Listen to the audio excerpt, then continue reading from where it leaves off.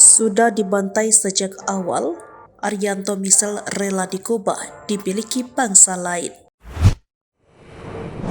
Arianto Misel, penemu di Kuba asal Cirebon, sudah sangat sakit hati dengan pemerintah dan Badan Riset dan Inovasi Nasional. Itu berkenaan dengan respon Badan Riset dan Inovasi Nasional pada di Kuba. Teknologi temuan miliknya yang disebut bisa mengkonversi air menjadi bahan bakar kendaraan bermotor.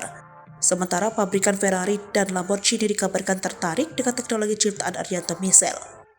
Namun pada akhirnya, ia pun harus menuai kekecewaan meski sudah terbang ke Italia untuk melakukan presentasi langsung.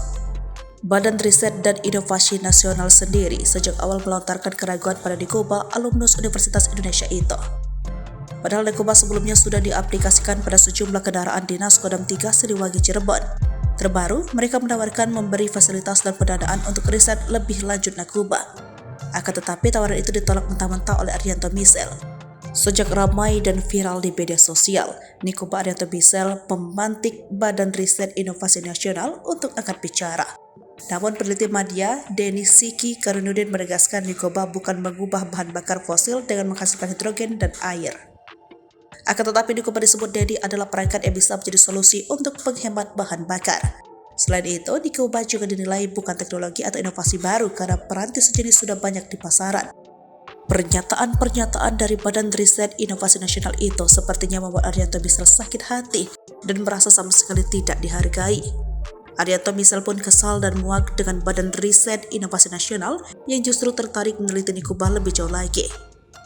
Apalagi saat Arianto Misel datang atas undangan ke Milan, Italia, dia mengungkapkan bahwa ada orang Badan Riset Inovasi Nasional yang ikut meneliti alat canggih temuannya.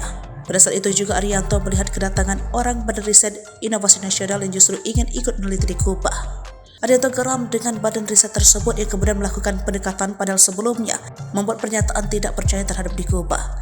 Arianto pun mengaku sama sekali tidak menyesal jika suatu saat nanti alat miliknya itu diserahkan ke Italia atau dimiliki negara lain.